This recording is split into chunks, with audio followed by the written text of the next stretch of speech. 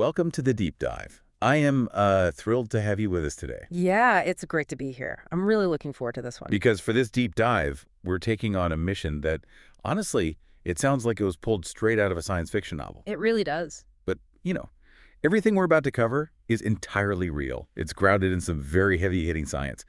We are going to explore how you can physically hack your cellular energy, specifically your mitochondria, using nothing but the hidden powers of light, breath, and sound. It's an incredibly empowering subject to dig into, too, because, we're talking about accessing the fundamental control panel of your own biology, and you don't necessarily need a pharmacy to do it. Right, exactly. And to get us into that control panel, we've pulled together this really fascinating stack of sources. We're looking at a 2024 review from the International Journal of Molecular Sciences. That one details how sound physically shapes living matter. Which is mind-blowing. Totally. We've also got a breakthrough study from the Karolinska Institute mapping out the mechanics of nasal breathing and humming, plus some deep clinical research covering vagus nerve stimulation and these ultra-weak light emissions produced by your own cells, which are known as biophotons. It's just a profound collection of research. It takes actions most of us perform automatically every single day, like taking a breath or just speaking a sentence, and it reveals the intense, measurable mechanical impacts those actions have on a microscopic level. Okay, let's unpack this, because to really grasp the magnitude of what these studies are saying, we have to completely overhaul how we visualize our own bodies. Yeah, we really do. I think most of us were taught in high school biology that mitochondria are just these, microscopic chemical engines. Yeah. Floating in our cells, eating glucose, spitting out energy. The powerhouse of the cell, right? The powerhouse of the cell, exactly. But our sources today are pushing a massive paradigm shift. They suggest these organelles aren't just chemical engines. They're essentially quantum batteries. I love that term. They act as literal energy portals that bridge the physical material world of our bodies with the invisible, energetic worlds of light and vibration. Framing them as quantum batteries really captures the shift happening in the research right now. For decades, the medical and scientific communities, they viewed the human body almost exclusively through the lens of chemistry. Right. Pill for an ill. Exactly. If a patient presented with a problem, the logical solution was a chemical intervention, a pill, or a compound. But today, we're looking at the body through the lens of physics. Which changes everything. It does. We're going to examine how energetic signals, whether that's a specific wavelength of ambient light or the physical vibration of your own vocal cords, how those directly dictate the production of ATP. And ATP is the fundamental energy currency keeping your cells alive. Exactly. What's fascinating here is that these energetic signals, they don't just prompt the creation of energy. They directly control the mechanics of oxygen delivery and the physical flow of blood to vital organs like your heart and lungs. So let's jump right into the first of those energetic signals, which is light. And I'm not just talking about getting a tan here. I'm talking about the light inside you. Yes. There's a historical footnote in our sources that completely rewired how I think about human tissue. Back in 1923, there was a Russian biologist named A. Gurvich, and he discovered something he termed mitogenetic radiation. Right. He realized that living tissues were actually emitting this ultra-weak, ultraviolet light. Now, the broader scientific community largely ignored him at the time. As they often do with radical ideas. Exactly. But decades later, a researcher named F.A. Popp confirmed the phenomenon, and he identified these emissions as biophotons, meaning you, the person listening to us right now, you are naturally producing and emitting actual light from all of your living cells. It really highlights the beauty of human biology when you look closely enough. Biophotons act as an optical communication network for your body. An optical network, like fiber optics. Basically, yeah. The mitochondria aren't just churning out chemical energy, they're generating these ultra-weak light emissions to signal one another. And the reason this matters to your day-to-day health comes down to a concept called cellular coherence. Which is crucial. It is. The research shows that when your body is under high oxidative stress, maybe from poor diet, lack of sleep, or environmental toxins, these internal light signals become chaotic and disordered. The communication just breaks down. Exactly. But in a healthy, biologically optimized state, those light emissions achieve what physicists call quantum coherence. So instead of a flickering, dying light bulb, Your cells are communicating like a highly focused laser beam. That's a great way to visualize it. The ultimate goal of these biological hacks is to make your cellular environment a harmonious temple of A light. temple of light. Yeah, when your biophotons are firing in a coherent state, cellular communication is rapid, efficient, and your metabolic health operates at its absolute peak. Okay, so if our cells are constantly producing and interpreting light internally, how does the external light we encounter every day interact with that system? Because in the biohacking space, you constantly hear the term photobiomodulation. Right, it's a huge buzzword right now. Do we actually need an expensive, futuristic red light panel taking up space in our living room to trigger this? Or is there a more natural way to access this mechanism? Photobiomodulation is really just the clinical term for your body absorbing light particles to alter its biological function. And you definitely don't need expensive equipment to access it because the mechanism is deeply hardwired into your mitochondria. How so? Embedded within the mitochondrial membrane is a highly specific light-sensitive enzyme called cytochrome C oxidase. Cytochrome C oxidase. Yes, you can think of it as a biological solar panel. When your skin and eyes are exposed to specific wavelengths of red and near-infrared light, specifically falling in the 600 to 900 nanometer range, this enzyme absorbs those photons directly from the environment. And early morning sunlight naturally hits that exact nanometer range. It does. Early morning, full-spectrum sunlight is naturally rich in those red and near-infrared wavelengths. They're just stepping outside. Just stepping outside. When cytochrome C oxidase absorbs that specific light, it essentially kicks the mitochondrial assembly line into overdrive, directly accelerating the production of ATP. That is incredible. But the morning sun does something else that is arguably even more critical. It triggers the release of mitochondrial melatonin. Okay, wait. I always assumed melatonin was strictly the sleep hormone. Why would exposing yourself to morning sunlight trigger a hormone designed to knock you out? It's a very common misconception, but we have to draw a crucial distinction here. Most people are thinking of pineal melatonin. Right. That's the hormone secreted by the pineal gland in your brain at night to regulate your circadian rhythm and help you sleep. But your mitochondria produce their own highly localized version of melatonin, and its function is entirely distinct from the sleep cycle. What does it do? Mitochondrial melatonin acts as a massive internal antioxidant. Think of it as the ultimate industrial engine cleaner. Because the process of making that energy creates a lot of cellular pollution. Yes. As your mitochondria ramp up ATP production, they naturally generate exhaust. In biology, we call this exhaust reactive oxygen species, or ROS. ROS. If ROS builds up, it causes oxidative stress and damages the cell, much like rust eating away at a car's engine. Mitochondrial melatonin neutralizes those reactive oxygen species on site. It cleans the engine from the inside out so the cell can run at maximum efficiency without deteriorating. So we've essentially jump-started the battery with morning light, and we've deployed the cleanup crew to handle the exhaust. Perfectly said. But a battery is completely useless without a medium to carry that charge. Which brings us to our second energetic signal, which is breath. Yes. Because creating that ATP requires raw fuel, and the absolute most critical fuel in this equation is oxygen. Oxygen is the bottleneck for human energy. In the biochemical pathway of the mitochondria, oxygen is what we refer to as the final electron acceptor. If you deprive the cell of oxygen, the entire ATP production line simply stops. But what our sources highlight is that the mere presence of oxygen isn't enough. How you mechanically breathe dictates exactly how that oxygen gets delivered to the tissues that need it most. I think most of the people listening to this deep dive are already familiar with the broad strokes of nasal breathing. Sure. We know it filters the air, humidifies it, warms it up. But the Karolinska Institute study goes way beyond just filtering dust out of the air.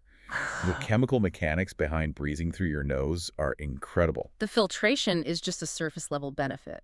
The most vital function of nasal breathing is entirely chemical.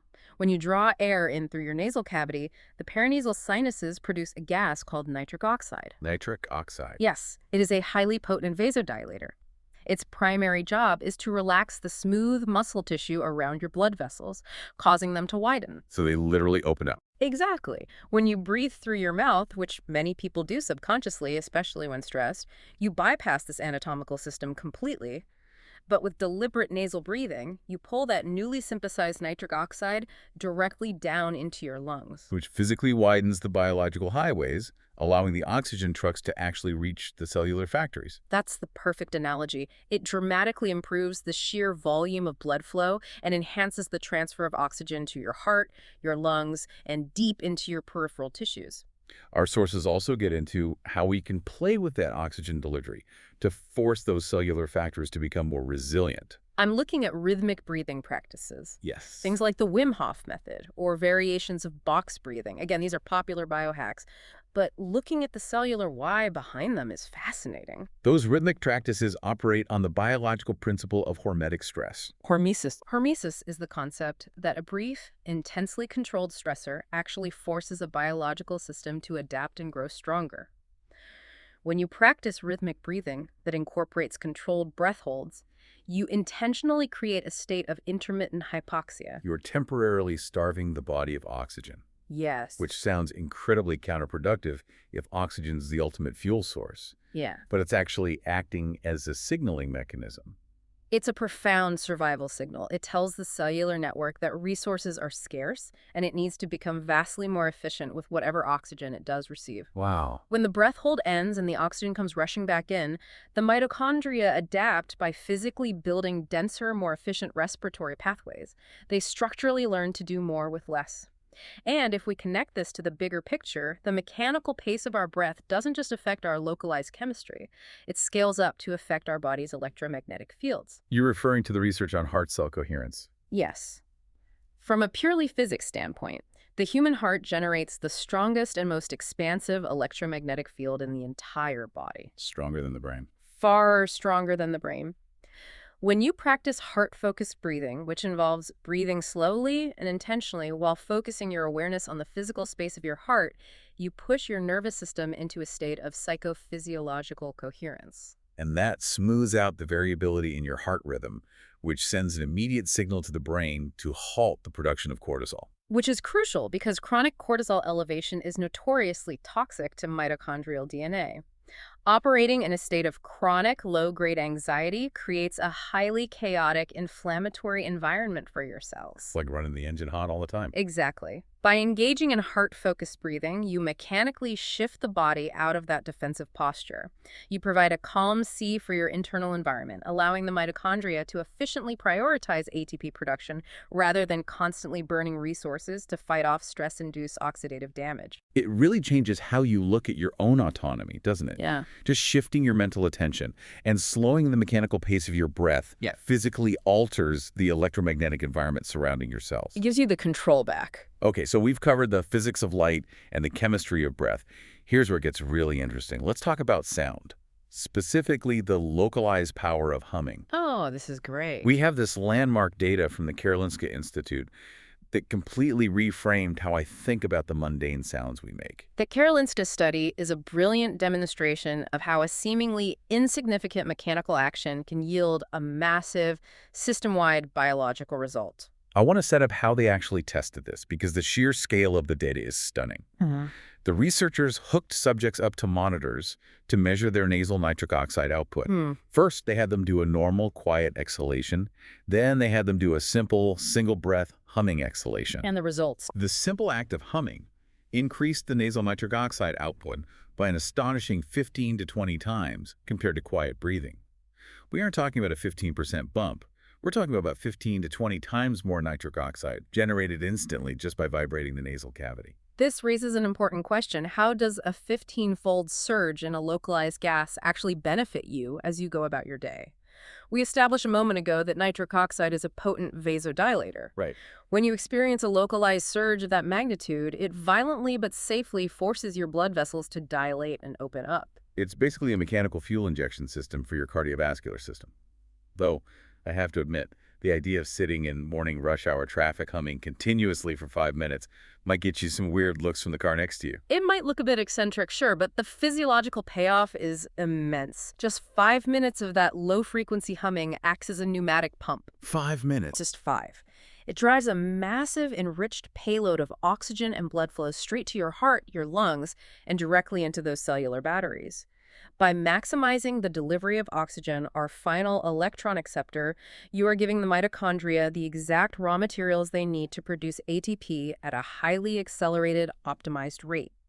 That context completely demystifies why so many ancient meditative traditions heavily feature chanting, humming, or repetitive vocalization. Exactly. It isn't just a psychological anchor for focus. It is a highly evolved physiological hack to flood the brain and body with oxygen. And the relationship between sound and cellular function goes even deeper than gas exchange. It does. Our sources highlight a 2024 review from the International Journal of Molecular Sciences focused on a concept called sound matrix shaping. The authors of this paper literally refer to mitochondria as energy portals that actively detect and respond to acoustic vibrations. To really visualize how this works, we have to zoom in on the cellular scaffold. Mitochondria don't just float around freely in an empty cellular soup. Right. They are physically anchored in place by a highly complex, interconnected network of microscopic tubes and structural filaments called the cytoskeleton. What the 2024 review makes clear is that sound isn't merely an auditory experience processed by your ears. It is a mechanical wave of pressure that is physically felt by every cell in your body. So, to use an analogy, if the cell is a house, the cytoskeleton is the wooden framing holding the walls up. When a massive truck drives by outside, you don't just hear the engine, you feel the wooden framing of the house physically shake. Right. So when an acoustic wave hits the human body, it's actually vibrating that microscopic cellular skeleton. That is a highly accurate way to look at it. Acoustic vibrations resonate through the fluid matrix of your body and physically vibrate the microtubules of that cytoskeleton. Because the mitochondria are tethered to this structural framing, this physical resonance literally massages them. Massages them. Yes. This continuous microscopic mechanical stimulation alters how their membranes fold and function, which directly modulates how efficiently they synthesize ATP. A microscopic cellular massage via sound waves. But the specific type of sound obviously dictates the outcome of that massage, right? Oh, absolutely. This brings us to a wildly creative study comparing traditional Chinese five-element music to heavy metal. And this part of the research just blew my mind. The methodology here is fascinating. The researchers wanted to observe sound matrix shaping in a highly controlled environment. They took human embryonic kidney cells, cultured them in petri dishes, and exposed them to different acoustic environments via speakers. Okay. They tested classical music, heavy metal, and traditional Chinese five-element music. For context, five-element music is intricately designed around the principles of traditional Chinese medicine and heavily features very specific, resonant, ultra-low frequencies that sit under 50 hertz. So what exactly were they measuring while blasting these kidney cells with different genres of music? They were tracking three main metrics: overall cell viability, the activity of an essential antioxidant enzyme called superoxide dismutase, or SOD, and the total production of ATP. And what happened? The results were a profound demonstration of physics overriding chemistry. When the embryonic kidney cells were exposed to the chaotic, distorted frequencies of heavy metal music, the researchers observed a measurable decrease in overall cell viability. Wow. Even more concerning, the heavy metal significantly lowered the cell's SOD levels, effectively crippling their internal antioxidant defense system. So my obnoxious teenage heavy metal phase was literally stressing out my kidney cells on a microscopic level. It appears so. Good to know I was terrorizing my parents and my mitochondria simultaneously. It certainly wasn't doing your cellular efficiency any favors. But the data from the Chinese five-element music exposure was astounding. Being subjected to those specific, rhythmic, ultra-low frequency sound waves selectively increased the cellular ATP pool by 17%. 17%. Furthermore, the resonant frequencies drastically reduced the presence of damaging free radicals and reactive oxygen species in the petri dish. Wait, I really want to underscore this for the listener.